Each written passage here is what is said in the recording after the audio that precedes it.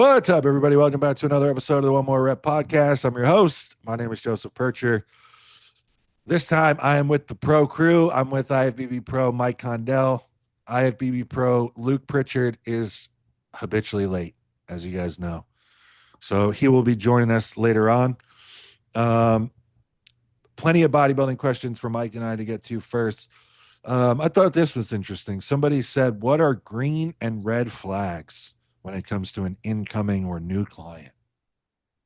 Well, my camera's fuck it up. Green or red flags? Yeah. Honestly, one of my biggest red flags. I'm gonna try and fix this camera off. Actually, here's Luke too, so let me get him in. Yeah. Luke, we're live, dude. What's up? Don't say anything crazy. Oh, someone else. Luke, the first question, we just started, so you're actually pretty close on time. This guy asked, what are green examples of green and red flags for a new client or an incoming client? Like someone signing up with me? Yeah. What do you My think? biggest red flag is when someone comes in and like one of the first things out of their mouth is, I'm willing to do whatever it takes. That means they're willing to take whatever drugs you tell them to take. Yeah. Exactly. Yeah, that's a good point. I would say a red flag is like an overly motivated person. Like this person that's like so fired up to the point where it's like, all right, this isn't gonna last very long. Other than that, someone that does talk a lot about, I've had clients sign up with me like basically I think just looking for a source. Like when they just talk about drugs the whole time. I literally had a kid recently with growth hormone, bro, like get pissed at me because he's like, I signed up for coaching with you and you don't even have like Serostim. I'm like, dude, that's not what this What is. does he bro. think you're Matt Jansen? I'm like, this is not what this whole gig is, bro. Green flags. Oh, I don't know. It's hard to pinpoint one. I'll have consult calls with guys, and you can just kind of tell when someone, based on their life and the way they talk about their approach to bodybuilding, you can kind of tell when someone's got it mentally. I don't know how to pinpoint a green flag, but I've with almost everybody that like I do, get on the phone with before I sign up, I'm usually right about how they end up being as a client. And I can't like right now trying to think about how to pinpoint it. I can't, but there's just something about when somebody's got it mentally and they have that ability because I'll notice it like with the way they speak about it, first of all, but also just like there are other things in their life. Like they're very bang bang, they're very consistent, they're very on point and meticulous with other things. Usually I like dudes that come from athletic backgrounds. We talked about that before. Yeah. People that are coachable, like that aren't, soft spoken and they want like the hard truth. Like when they ask you, all right, what do you think about my physique? They're like, don't hold back.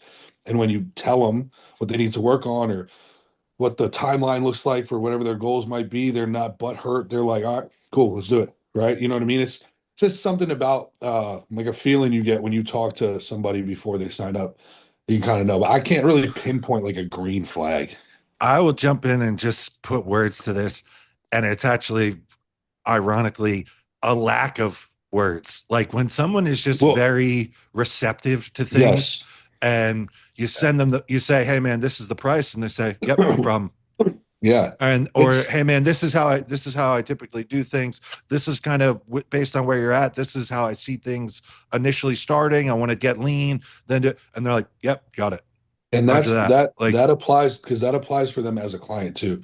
Like my best clients are like, they give minimal but necessary information in their checklist. Yes. And then you say, do this, this, and this, and they say, got it. And then you don't hear from them. I'll see you for a week.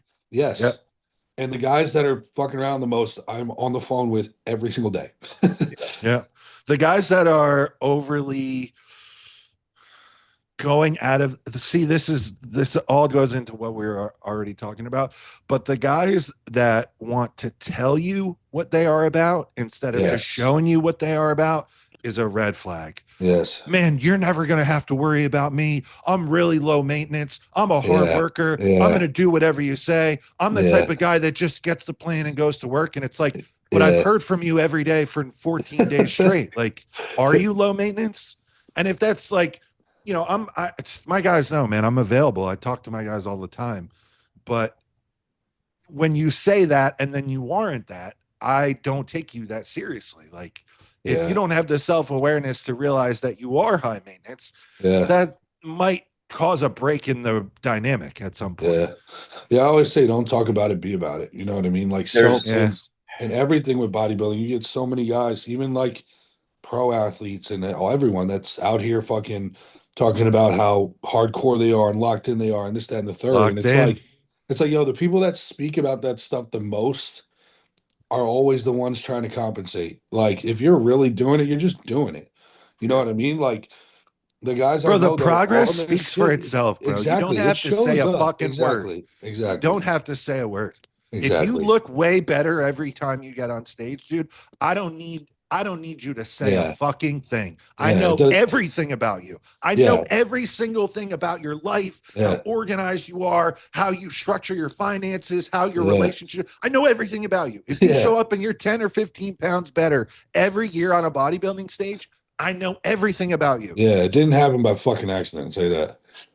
Unfortunately, That's it. there's a lot more red flags I can identify than green Yeah, flags. same. Well, Yeah. say it. Let's feel like say him. Say The him. green flag is just like, I'm ready to go. Let's do this. Mhm. Right? Let's Like, do it. Yep. Red flag, not necessarily a red flag, but I think we're all more excited when like someone comes and is like, yeah, I want to pay for 3 or 6 or 12 months up front. Like, already I know Yes. you are committed and I'm not going to be That's like it. losing you a month in and Right. I've wasted Yes. my time setting you up just to drop. Because Yes. there's also that false, like, when people like they want to like try you for a month or whatever, it's like there ain't shit gonna happen in a month. And anybody A that's month, really man. and anybody that's really about this knows that. Right. If you sign on with me, Like- man, like I might not change your plan for 2 weeks because Yeah. I'm changing like almost everything you're doing, maybe aside from food Yeah. sources. I'm not changing shit every 3 fucking days when you sign on with me the first time. And like that might piss you off. I'm sorry, but even in off season, like I probably don't need to change your shit every week either. So you better get used to the idea that if the plan's working, I'm not changing things. Dude, even And me, while- even me, for example, I've been in off season for a year. My plan has changed, excluding PEDs. Like my diet and shit has changed 3 times in a year. Like, you know what I mean? It's like it just doesn't happen in an off season like that anyway. So Well, as a The coach, guys- you're paid for results, not entertainment. I'm not here to Yes. entertain you. yes. I'm not here to be your fucking friend. I'm not here to fucking, stroke you and give you what you want. Like, I'm here to do the right shit, bro, and get the job done. Get you to your goal. That's what it is. It's that simple. And like I said, the people that come, like Mike said, that are like, all right, I've got 6 months up front for you, whatever, and they jump on it. They already know what it is. They already have that expectation, and they already have that, like, you can tell that, like, head down, I'm going to work for 6 months, and then I should see, something in 6, and you will if you're Sure. doing the right shit, Yeah. right? But they have that understanding of like, all right, this ain't something that's going to happen in a couple weeks, and I can't like because I've experienced this as an in-person trainer too. Before I started coaching more athletes online for the last like 10 years, bro. Like when somebody hires you, once they like hire you, they like check that box off mentally that like I have a coach or I have a trainer, and they're just gonna get me in shape like that, right? And it's the people that understand that, hey, no, this is why I think sometimes coaches get too much credit. I ain't doing the work. You got to go do the work. I'm just guiding you. I'm just steering the ship. I'm just, laying the blueprint out. You've got to go do it. And that's why we all have clients that achieve different levels of results, is because of how those people execute what's in front of them.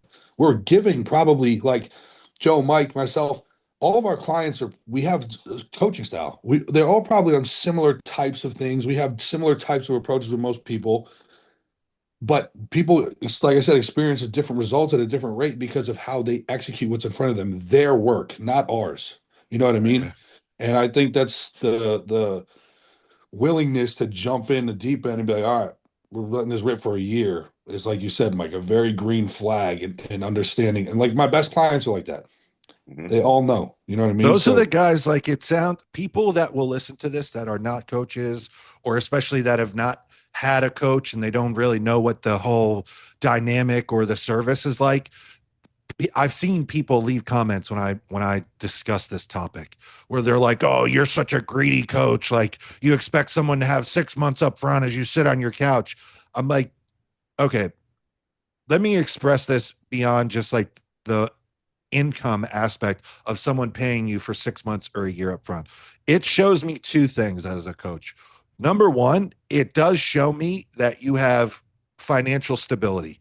That comes from someone that is organized and intentional in their day-to-day life.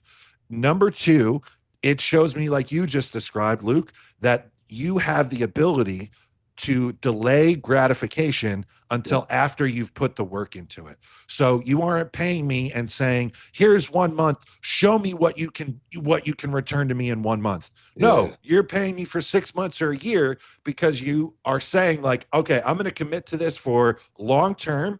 And then I know if I do the work every day down the road, the result will come. It's the ability to have like the delayed gratification aspect of it. That's all that it is. Like I don't need the money up front necessarily. It's just a level of, it speaks to the level of the commitment that the person coming in has. And at this point, like if you are just a month to month person, I don't have the time for you. Like I have guys that are willing to commit to me for 6 months or a year because they're that serious. Yeah. The greed thing's funny because I'm sure you guys are like me. If you sign up for 3, 6, or 12 months, I'm giving you a significant discount. Yeah. Right. It's a per unit discount. Yeah. Absolutely. Call me fucking a huge greedy for discount. it. Yeah. And the other side of that, like the financial thing can't be understated. It's actually a question I've started asking in my intake questionnaire. Like, hey, what's your budget for bodybuilding after it's a great question. after the coaching, after all the necessities? Because right. Another massive red flag for me is someone coming and asking for a discount. And I ask them what they're currently doing. And there's like 19 drugs, a stack of peptides, like a bunch of fancy supplements in there. It's like, man, you have this backwards and this is not going to be a good relationship if you're devaluing my service over this nonsense that you're taking because you think it's what bodybuilders do. Like the value you get from coaching is going to far exceed, the cost of 2 vials of whatever from your favorite peptide company. Period. Yeah, that's a good one. All right. This guy writes in and said, how long do each of you plan on competing? So I've talked about this a few times. I don't have obviously I'm a lot earlier on in my career, but I don't have a What is that supposed to mean? Are we old? I've always, you guys are old as fuck. I said, I've always said like 35 for me is like going to be a assessment point, but I don't really care about. Fuck. I don't really care about a number. For me, it's more. Yeah. There's a couple things like, first and foremost is health. If I have any sort of health scare implication, whatever, I'm done. I'm not even risking it. The second for me is enjoyment. If I start to dread this shit and hate it, I'm also probably done. It's pointless then. Unless there's serious money on the line for whatever reason, but I probably doesn't even matter. I'll probably be done.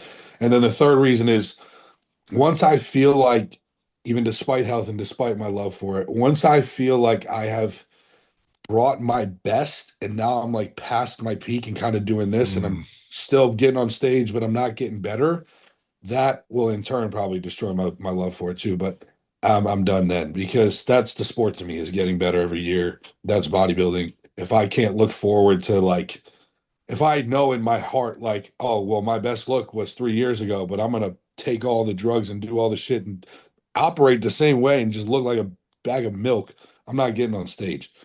So this has changed. This question and the answer has changed a lot for me recently. I mean, it's really easy to say when you're like new to this, like I'm going to take this as far as I can go forever till I have to stop.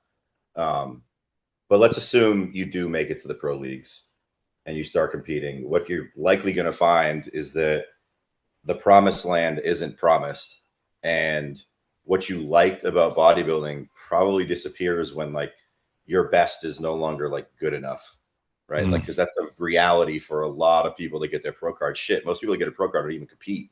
Right. And I'm personally, and it's fine if you are this way, but I'm not somebody who competes to compete. I compete because I want to win.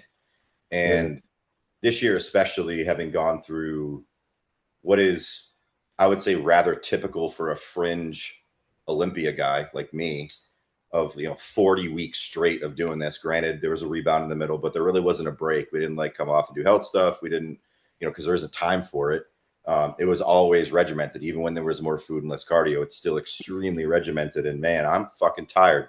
And with other priorities in my life, my wife, my son, my job, hobbies, like just fun stuff with them, making sure they're able to live a good life instead of like always relying on my timeline to when we can do stuff. It changes, and it should change as your life develops, right? And I'm at the point now where like, shit, do I want to do this every single year this way? And granted, maybe I leave the O, do a decent, get a decent result there, leave the O, qualify really quick, and then the year looks totally different. But there's the massive possibility it doesn't, and I'm doing this again next year. Whether it's Dallas or New York or even the gauntlet in Tampa, Texas, Atlanta. It just changes. And if you're not in a mental state to continually reevaluate where you are, what it means to you, and what the possibilities are, I think you're doing this wrong, right? Because there is something after this, and like balls to the wall, pedal to the metal, redlining it to be a average national guy or even an average IFBB pro. Like, if it's for you, great, but it's probably not for me. And now I've seen, firsthand what it takes for a lot of people just to do this consistently at a high level in the IFBB, that it's weighing on me. I have a decision to make very soon, and it's got almost nothing to do with age. I will just say too, as someone at your level, you have this perspective now, and from the outside looking in, what you have to do, behind the scenes, let's say, is very, very modest compared to what someone around that same type of level might have to do. So it could be an even more difficult decision if you are like foot to the floor. You know what I mean? Like, even, dude, I will never be anywhere near your level. And my foot is to the floor much more aggressively than your foot has to be to the floor. So yeah, I mean, I like the way that both of you guys summarize that. I have always felt it's very similar to Luke's list. Health would just be number one. Luckily, it's always been stellar. So I almost maybe naively don't even really consider that right now, because it's just it's luckily been great in every regard. A big one for me, more so than like age or whatever, is just the idea of going on stage and being worse, but also then knowing that like there's not, like, the excitement is in the idea of still chasing progress, not even being on stage and being better, but like the idea of, at some point in the next week or two, my little diet for the year is going to end. And I'm stoked about the idea of adding this little thing to my physique, improving on this, add this and this movement in the gym that I haven't done in a couple of years, because it's going to lead to this type of progress. Like, that's the exciting thing to me. So if the idea, or if the reality ever comes where it's like, man, I think that I've already shown you the best that I can do, and then now this whole year of work is just to maybe hold a withering physique, like, man, that would be such a, dude, don't let, I will implore Kelsey not to let me get on stage at that point. Like, just fucking smother me with a pillow before you let me go. Yeah, we all know. Looking saggy in a pair of trunks. Like, please. We all know some of the guys that need to fucking just hang it up, right? And every time we see him get on stage, we all cringe. You know what I mean? Yeah, no, that won't be me, dude. You'll hear about me fucking driving off a bridge before that. What do you guys think about training twice a day with weights, and not doing cardio, compared to training once a day and doing cardio to get in shape? Mike's reaction was to answer that for you. There's like one person in bodybuilding fucking history that could recover from training twice a day and still grow and go crazy, and that was Ronnie. If you're Ronnie, fucking go for it, bro. But I'm not. He was still doing cardio. And he's still doing tons of cardio. The idea of replacing cardio with weight training is, they're not the same thing. Like, if you think it's just like activity, you're a fucking idiot. It's not what it is. And I've always just said this. Like, I've always had I'm curious, and like I love being in the gym, and like, right, especially when I started taking gear and shit. And you hate cardio. I know you I hate hate cardio, bro. Yeah. For sure. But like when I started taking gear and shit like that, I was curious. I was like, all right, I'm gonna try these 2 days things because now I'm fucking Yeah. sauced up and I can do it. Yeah. And I like not like I kind of tried a couple times. I just can't even wrap my head around. There is no way you're not even just training like kind of hard. Like you must be sandbagging the fuck out of it if Yeah. you can go 2 times in a day. Because I think about when I do finish my training for that day, dude, I don't want to go work out again. Are you fucking high? There's no shot, right? Mm-mm. And I can't I, I I don't know. You either train like a huge bitch, so you probably won't make gains either way, even if you are going twice a day. Um, or you're gonna run yourself into the fucking ground real quick. So I don't see the win-win there. I don't see a win there at all. If Dude, you're a Compton younger is guy, someone. Oh, go ahead, Mike. if you're a younger guy, maybe you can get away with it for a while. Yeah, But but there's even then there's a finish line to that. oh, Like 100%. And I would venture to say that if that's you and you're doing that, you're probably better served by reducing it to the one time a day, 5 days a week, and really learning how to train yes, intensely, because that'll serve you a hell of a lot longer yes. than just banging 2 times a day volume 5 days a week. I Period. will say this with respect to the cardio point. I think sometimes in prep, people can get away from because they're so focused on fat loss, they lose the attention to detail and the effort within their actual training and apply it almost more so to cardio. Mhm. I will say, Which will here- lead to a worse physique. which That will lead to a absolutely worse. lead to a worse physique. As a coach, as an athlete, I'm huge, especially in diet phases, obviously, and I fucking harp on all my guys about this, is training performance. Like training performance has to be the focal point. Has to be one. It has to be. And so like nutrition, everything, all this stuff is always tailored around that training window for a reason. I don't want you to shift your approach to, oh, let's just get lean. This isn't a weight loss competition, right? That should still take all your fucking energy and all your effort. And if we have to do lower intensity cardio around that or modify your cardio so you can train harder, I would rather do that, right? I'm not going to That's have you good coaching. like, at the end of the day, like, you got to do what you got to do to get in shape. Sometimes you're going to need a fucking hour or two of fucking cardio and your training's going to suck ass. That's what it's going to be. But if it works, the timeline works, you're in a good spot.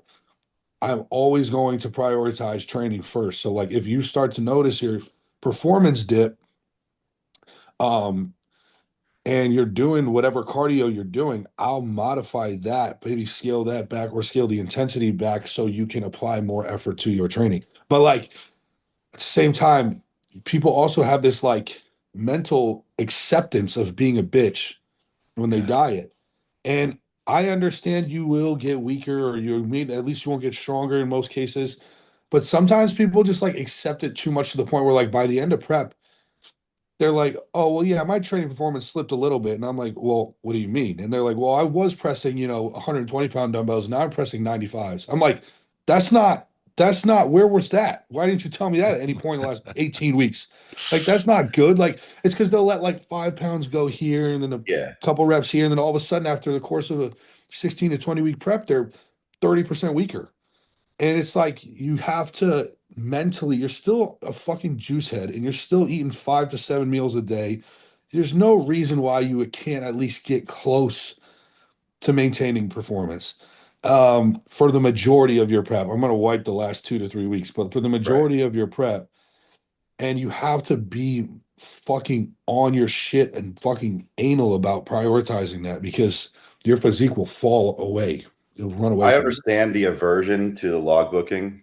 I get why people don't like it, but especially in prep, I consider that one of the most important tools. Not because I need you to PR every week, but because I need you to go in the gym and understand where you were last session.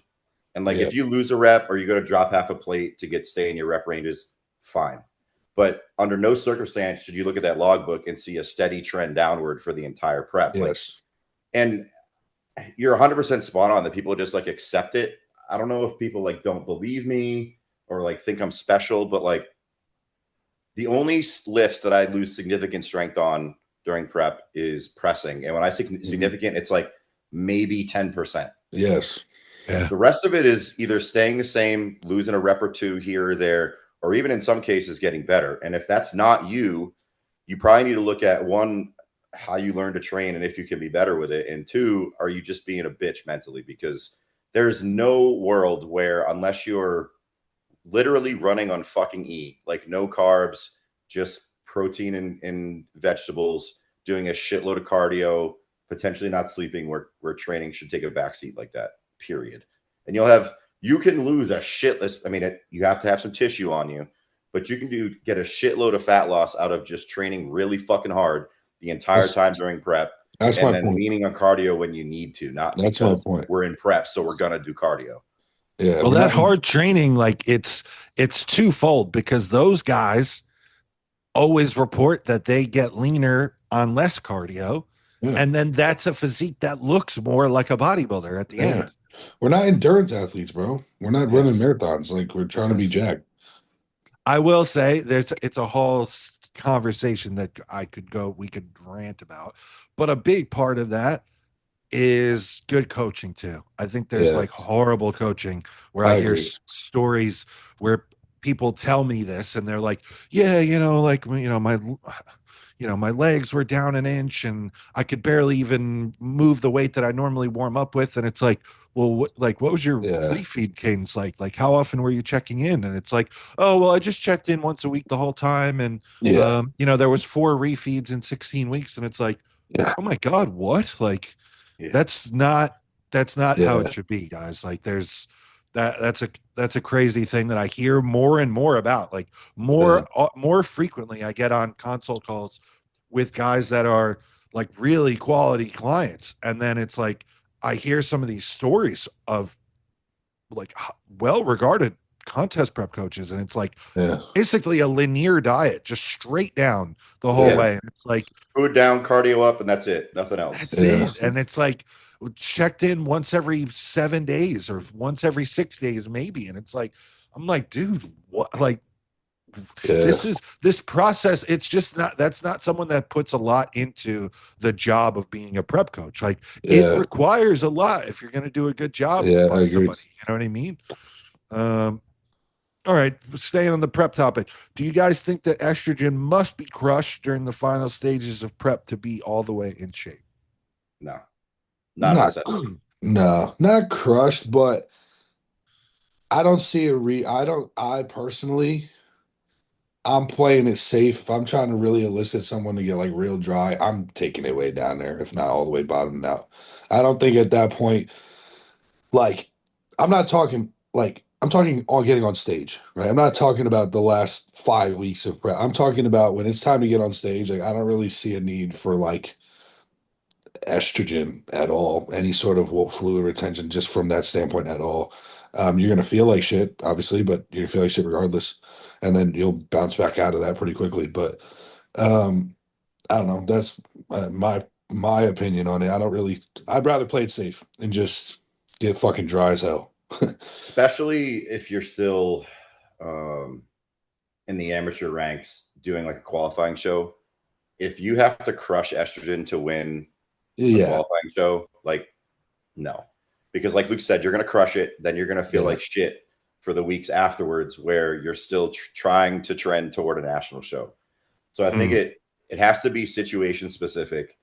I think most coaches probably do at least put something in the last week or two to minimize it. That doesn't mean you need to take a milligram of Letro every single day. I wanted to say this. You can't go lower than 0. You can't go lower than 0. So sometimes people will, Joe, you don't believe me?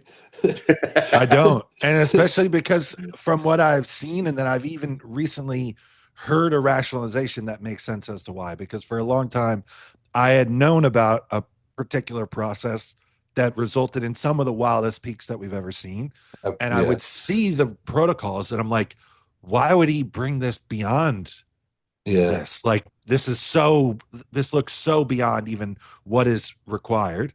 And then recently I heard the rationalization that beyond even just serum like estradiol, there's a secondary impact on aldosterone, which would lead to less water retention. Yeah. And so in real life, it's just one of these things. This is going to be one spot where we have a chance to disagree. Yeah. I am a big believer in this, whether it's, to me, if I'm putting on someone on stage and they're representing my business, that's the Olympia. Like I don't treat it like this is a warm-up show. This is whatever. Like, dude, you're going on stage and representing my business, especially not even just representing my business, but I know what it feels like to get on stage when you don't look right. And that sucks. And I would hate to deliver that to somebody. Yeah.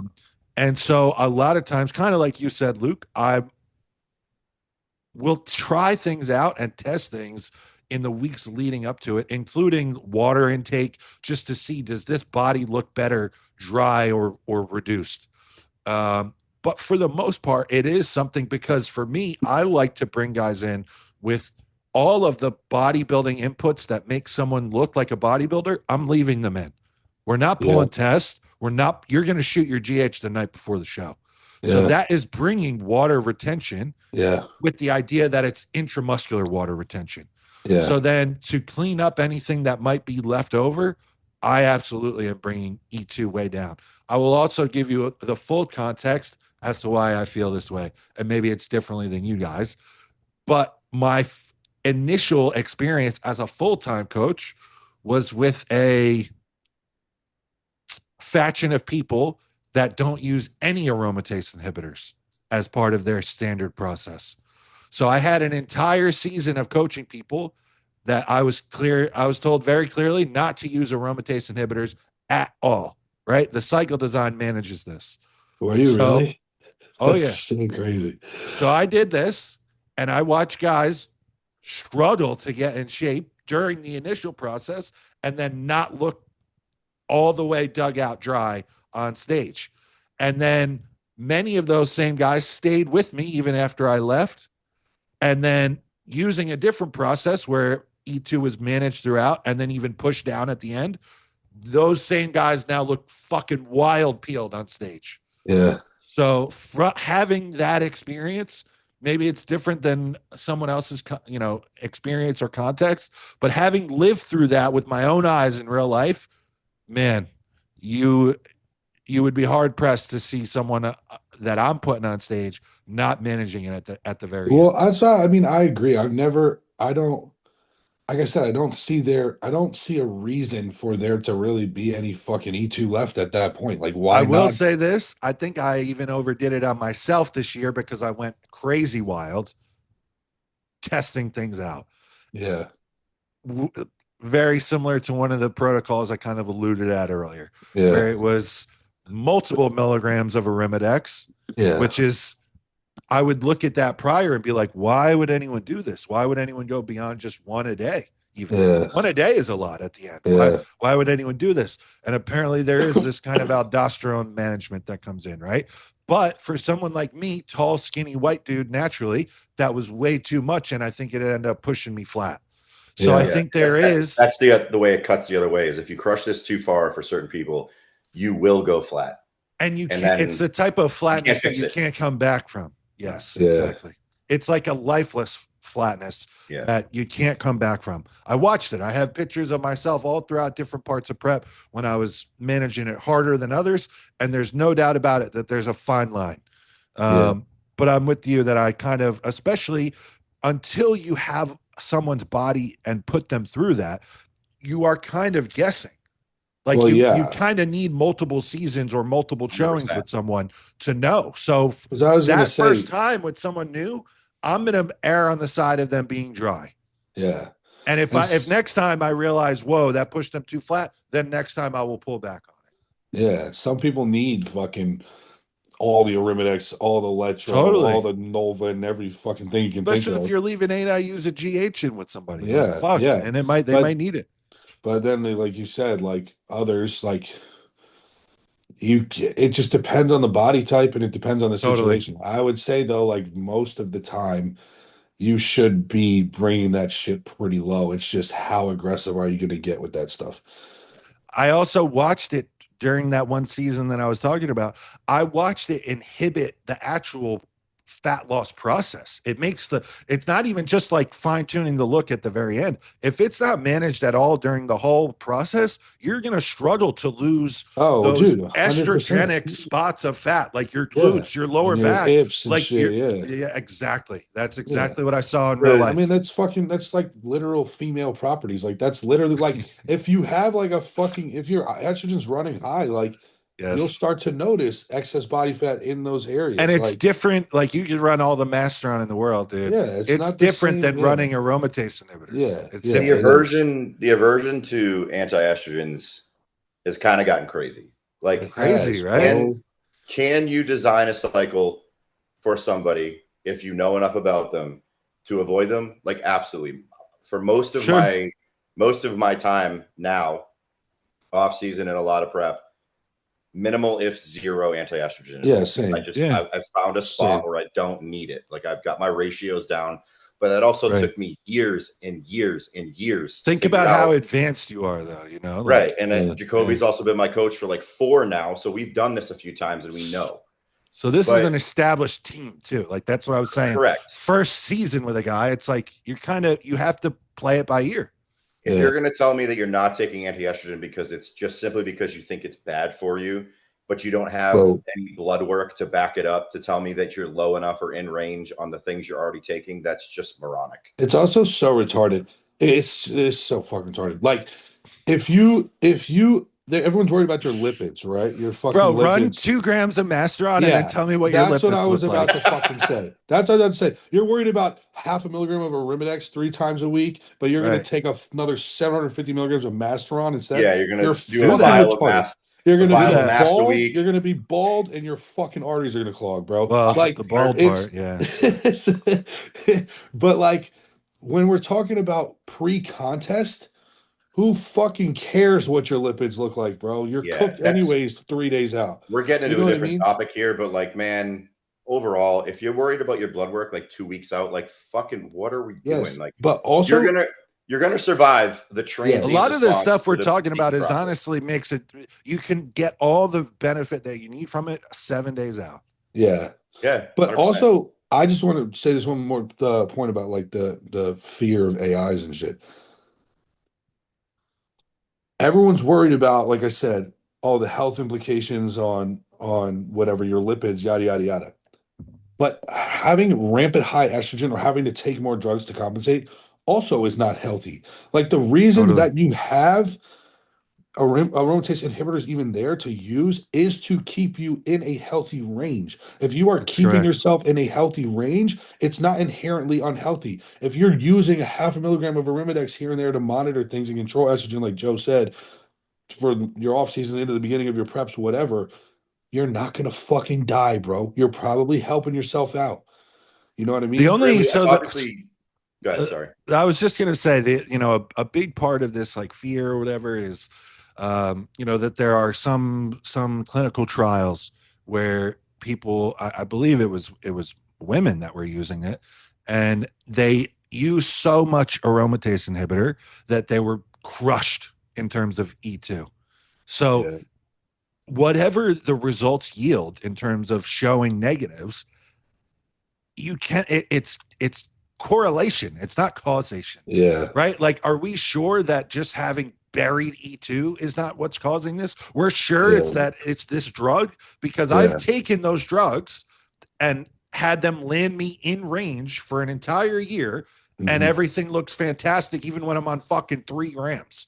So are these drugs really inherently bad? I think plus I think not. I think that's what I'm saying. very difficult to prove. It's not the drug itself, it's when you abuse the drug with anything that will cause the health issue. Plus, like, let's talk about the difference between crushing male estrogen and female estrogen. Like, those are 2 totally different things, right? That is their estrogen is our testosterone. Like, it doesn't work this way with women. And overall, like, we have tools to get the job done. Use the right fucking tool. Now, is it really cool if you can use a hammer like a screwdriver, mass or EQ to control estrogen? Yeah, that's cool. But like, if you need the tool, then you fucking use it. Yeah, it's just the everyone's like, oh my god, no, I can't take AIs. So like that shit is like, yo, just fucking take it, bro. Shut the fuck up. Yeah. Yeah, crazy. I mean, guys will take grams of gear and Yeah. fucking insulin and, eat 7 times a day, which probably in the long run is way worse for you Yep. than taking a half a meg of fucking Arimidex. Jesus Yeah. Christ. Did we get in this to win the best fucking labs, or did we get into this to be a freakazoid of muscle? Like, I'm sorry. It's bizarre to me. But no, I feel like I'm in a unique situation where I have lived through both ends of that experiment in real life with people, and especially to where people stayed with me. I have that reference range of both styles on this same body. And it's like this first time, the guy, man, somewhat respectable on stage. And then this time the guy's fucking show winning, peeled out of his brains because we managed E2. Like it's man, it's hard to ignore in real life.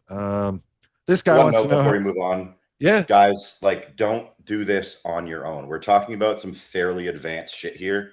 Super advanced. You should probably have a fucking coach to monitor this, because if you don't and you just say, I'm going to crush E2 because I'm going to look better, you're probably not going to look better. Right? Like there's a process here. You're definitely not going to.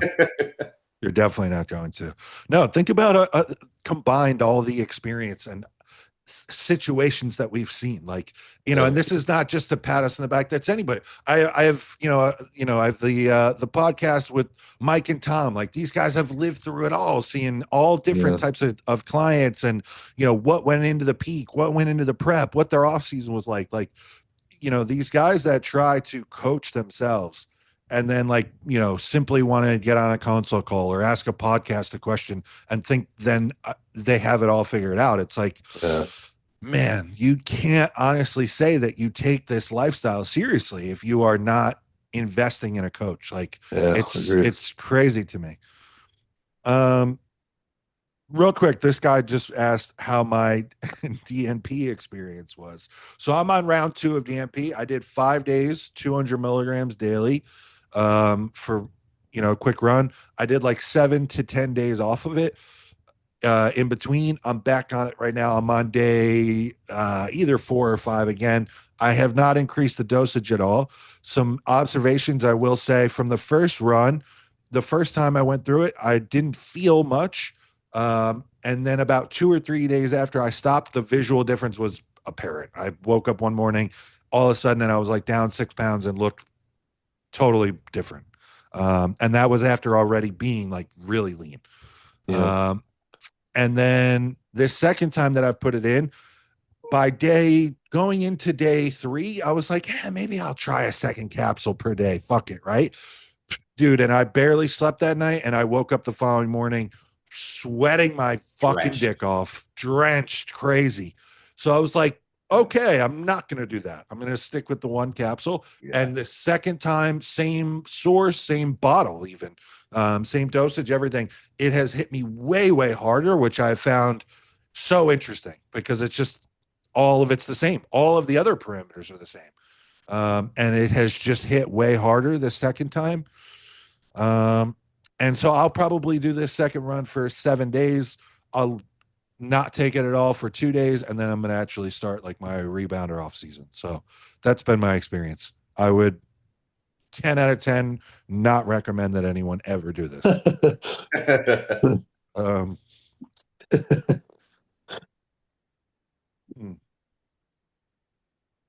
Okay, last one, and then we'll go. Do you guys believe that using free weights consistently as part of your work builds a different type of physique than long-term machine work? Oh, the classic question. Yeah, I feel like my opinion has changed on this, so it's like mine's changed a ton. It's a fair question to ask, because I feel like I've probably given different answers on videos about this. I know I have. Okay. My opinion now is that I like to see younger guys using more free weight for a couple of reasons. 1, because it's fucking hard. Yeah. And 2, because it's gonna train your body to handle load. When you get to a certain point, and Luke's at this point, I've been at this point for a minute, like, could I do free weights? Yeah. but now I'm going to do a barbell row at 495 pounds, 5 plates. Yeah. No, like I'm not doing that. Am I going to go squat 6 plates every single week? Like, fuck no. Like at some point, your strength and the level of tissue you have and the balance between recovery, fatigue, central nervous system, like all those things just swings way out of favor of using free weights because you're having to support all that weight all the time. And it's all going through the same place. It's going through your lower back, all of it. Yeah. And there's a ton of guys out there that have never done the whole, I started on free weights because we didn't have all these crazy machines when I started. But there's a lot of guys that started when they did have those, and I noticed they have shitty lower backs. They're able to move less load. There's just like a lacking density to it. And it's not because free weights are better than machines. It's because you never built up the capacity to then switch to a machine and move some serious ass fucking weight because you can brace and do all the things you would have done with a free weight without the added concern of keeping your lower back tight and being safe through the movement. And 250, 300-pound bodybuilders, man, like, one misgroove, one like distraction with a row or a squat that heavy, fucking forget about it. Like that could be your career. Am I willing to give up a few percentage points of, optimal growth to make sure I don't die today and continue competing? Like abso-fucking-lutely. Yeah, I'll say it's hard to know what elicits what look. You know what I mean? I don't necessarily think it's a machine versus barbells. More do I think it's training style that elicits a look.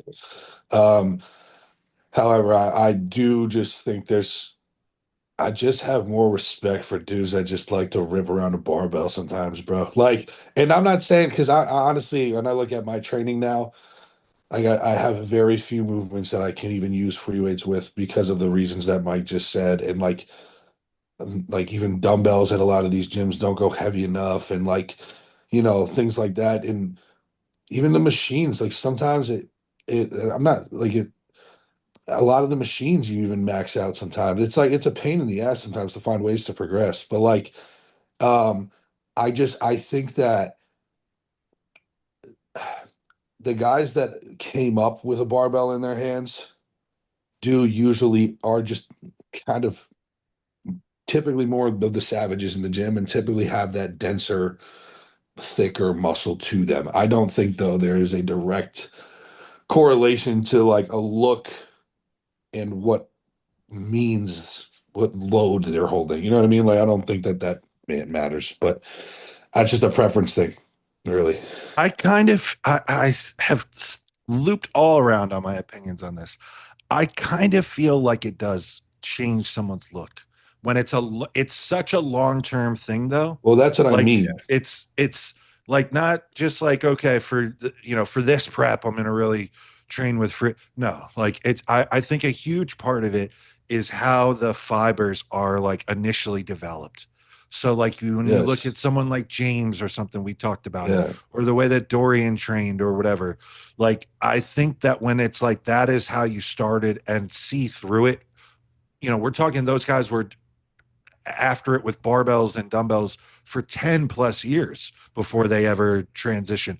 Like think about this, we talk about solidifying tissue, like man, solidify tissue under a barbell for 10 plus years before you switch over and maybe make more thoughtful decisions. So I think no one will ever know. And I could sound like a fucking asshole right now. I understand that. But I do think that there is something to it, to the few guys that not only started that way, but then continued to solidify their foundation to where they ventured into the territory of being advanced and still used those heavy barbells and dumbbells. I think those guys do have, it's hard to ignore. I think those guys do. I can think of examples that they do have a specific look, but I think there's also credence to what you discussed in terms of the training style, because then those guys even brought that same type of, that's what I'm saying, raw aggression to their machine work, and the look never changed. So it's hard to say. I'm just kind of fucking rambling. It's the mental that usually is associated with a guy that likes a barbell. Yeah. You know what I mean? Like it's like you look at someone, and I'm not trying to say names, Blaze? but I'm gonna Oh. say names. But like you look at guys like a James versus a Regan, right? And it's like Yeah. Regan's got a bigger back Sure. and he's structurally bigger. Yeah, But you look prettier. at James Yeah. and he's just fucking dense. Like his Yeah. back's this wide as opposed to Regan's that's this wide. But what James has like here, it's fucking like cement. Bro, look at rock the solid. difference. Look at the difference in their side chest and when they Yeah. set it up, where how dense James Yeah. looks front to back Yeah. compared to and Reagan's It's- enormous. It's Reagan's just a huge. ball of like real It's concrete just different muscle. looking. Yeah. Yes. Yes. Or you look at somebody like Branch sits into a side chest and Yeah. turns, and it's like, oh. Or Yeah. dude, you think about fuck, man. Some of these 212 guys just jump off the Yeah. charts. Mike has this, Yeah. this look that we're talking about. Yeah. And then there are guys like I don't even know how to say his name. He's like Ukrainian or something, but I watched him win the New York Pro 212 a couple Oh, years the guy ago. that got hurt. Holy something. He Yeah. tore both of his quads. That Yeah. motherfucker looked like he was made from straight cement. Yeah. Who's the character from the Fantastic Four? Oh, it's the thing. The thing. Thing. Yeah. He's the thing on stage, Yeah, dude. That he guy is. turned around and pulled that Christmas tree prior to the lat spread. And I was sitting in the third row and I was like, what the fuck am I looking at? This is Yeah. insanity, dude. This Yeah. is total I insanity. was at that show too. Like, you look Bro, sick. that looks like a guy that just lifts heavy shit off the floor Yeah, constantly yeah. for 15 years and then gets, puts a spray tan on and gets on a bodybuilding stage. Yeah. It's hard to visually ignore, especially For when you sure. see it in real life in person. It's different. For But sure. yeah, I'm with you. I think a huge thing that I could impress on that guy, the young man that's listening to this, is do not shy away from the heavy shit. Yeah, don't. your Don't. Body is never going to be in a better position to handle it right now.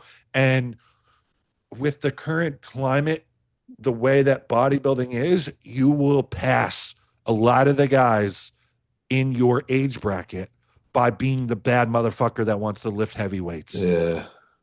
Everyone wants to be like so mechanically accurate and always developing things evenly. If I bring a young guy on, I'm just looking for it. Go do this shit and we'll get as much growth as you can out of this immediately. We'll handle the imbalances and the fine tuning later. After, right? Like, let's say your lats are lagging behind your middle back. We can fix that. yes. What I can't fix is you never developing a work ethic or the mental fortitude to really go where I need you to go in a set to get the development, especially later in your career. Because building muscle does not get any fucking easier. It gets harder every single year you do this. And if you don't develop that early, not just the mental side, but also the ability to just like get under some heavy shit, regardless of the implement you're using, your runway is going to be a hell of a lot shorter, period. Yep. For sure. You can develop that dog in you, as the guys say. Yeah. Oh yeah, you have to find it, because most you people have to aren't find following it. You know what? And it's the quickest way to develop it or to find it within you is to get under some heavy shit that could end your day.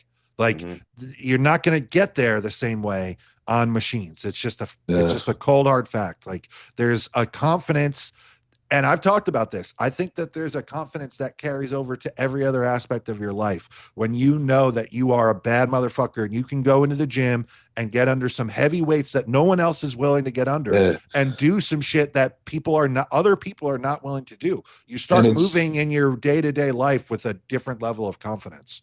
It's just you, the bar, and gravity, bro. There's no fucking, and 500 pounds is 500. There's no gray area. Like you either did this or you either stood up with it or you did. It's like you want to get on a leg press, you want to get on this machine, that machine. It's like, oh, well, how steep is the angle? Where's the plate? Where are the plates loaded? Whatever.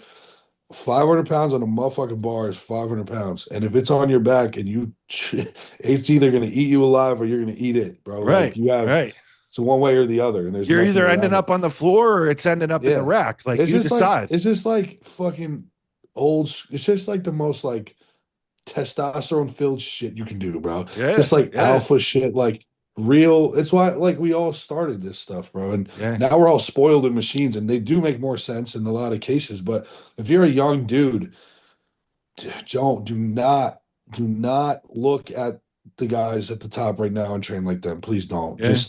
Go look at what they to were what doing we at all went 18. to. Yeah, Yeah, go look at what they were doing at 18 Yeah. and That's take the pride big thing, in the man. challenge, you know? Like, Yes. Everybody assumes that I've always trained this way. I haven't. Like Yeah. I said, I grew up in pretty bare bones gyms. Like yeah. even like Metroflex and stuff. There wasn't a ton of machines. It was mostly Yeah. free weight. I got most of what I built off of that, and then I went to machines because I got too strong because I needed to refine. Bro, things. that was why too. I don't forget who I was talking about. I was talking about this with someone the other day, but that was why COVID. Like, dude, I had that's who it Yep. was. My buddy Gabe. I with COVID, I loved it, bro, because I was like, it like took me back to my roots. Like I was forced in my garage. I had a rack, I had Yeah, hell yeah. adjustable dumbbells, I had a bench, and then I had this old school hoist, like home gym thing that my parents had Yes. Yeah. that had like a bunch of attachments on it. Yes. And I went in there with my two boys every day at noon, and we just fucking rip shit. And like we It was blast sick. music, Yeah. garage door open, and it was just squats, rows, lunges. And I was just like, I made a ton of progress, bro, those couple Yes. months. Because all I did was sit at home and eat. Bro, and that train, was you know? a great time to pass people. I felt like the whole Yeah. time 100%. I'm like, dude, there are people that are sitting around and not doing shit, and I'm about to pass these motherfuckers. I looked at that time, and I still do, as like that was because that was also kind of as social media started to do this more, right? With TikTok. Well, and because everyone's everybody. just sitting home. But that was also the time where even if you were working out, you couldn't post about it because you get in Right. trouble. So it was Yeah. like the only people that were still on their shit were the fucking The dogs dogs. that figured out how to Yes. get a barbell when it was $7 million. And bro, me and my buddy, I told this story on another podcast. Oh, it really wasn't me. It was my buddy had a key to the gym, and I told him he could come over and work out if he snuck in and got some plates. So like he knew Oh, where yeah. like the security cameras were, and he broke into the gym and he grabbed a bunch of plates and brought them over to the house.